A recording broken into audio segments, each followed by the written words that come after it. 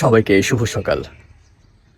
তোমাদের হয়তো মনে হচ্ছে যে আমি আকাশ ছোঁয়া সাজেকে দাঁড়িয়ে আছি এবং আমার মাথার উপরে রাশি রাশি মেঘ জড়ো হচ্ছে, ভেসে যাচ্ছে। কিন্তু আসলে সত্য কথা, এটা গোপালগঞ্জের একটা শহর, গোপালগঞ্জ সদর। দেখো, দুদিন পরে বৈশাখ মাস আসতে চলেছে, কিন্তু আমাদের যে ষড়ঋতু বলতে কিছু ছিল সেটা কিন্তু এখন আর বিদ্যমান নেই, দেখা যায় না। এখন দেখো, চারিদিকে কুয়াশায় জর্জরিত এবং আশেপাশে সব জায়গায় বিন্দু বিন্দু শিশির জমে আছে এবং শীতল একটা আবহাওয়া। কিন্তু দুদিন পরে কিন্তু বৈশাখ মাস, কালবৈশাখী ঝড়। দেখো চারিদিকে শহরটা আচ্ছাদিত হয়ে আছে একদম কুয়াশা দ্বারা। কি একটা অবস্থা! এখন বাজে 6টা 30।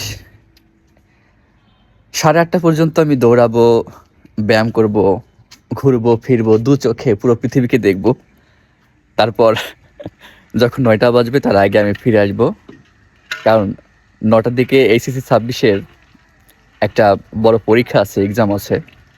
তো যাই হোক, এখন হাঁটতে বের হই।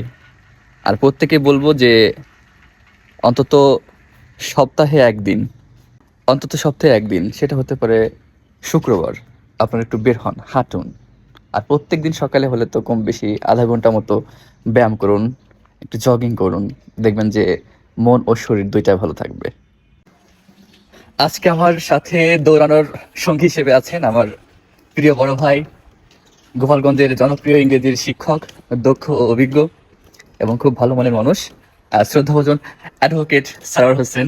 কি অবস্থা সবার? আশা করি সবাই ভালো রয়েছেন। আমি আছি বাংলার জনপ্রিয় শিক্ষক শুভঙ্কর স্যারের সাথে পার্টনার হিসেবে। আজকে আমাদের গন্তব্য অনেকটা দূরে।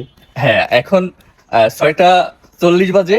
আমরা 8:30 পর্যন্ত যত দূর পথ যাওয়া যায় হাঁটবো এবং দৌড়াবো। যদি ভবিষ্যতে আপনারা আসতে চান, আসতে পারেন। তবে আমাদের প্রত্যাশা থাকবে যে দিন শেষে কিন্তু আমাদের প্রকৃত সম্পদ সুস্থ একটা মন এবং সুস্থ একটা শরীর। তো সেই জায়গাতে পৌঁছাতে গেলে কিন্তু আমাদের ভোরে এই অলসতাময় ঘুম বা এই যে আনন্দের যে ঘুম, সেটা ত্যাগ করে আমাদের হাঁটতে হবে, দৌড়াতে হবে, জগিং করতে হবে। আশা করি আপনারা আসবেন।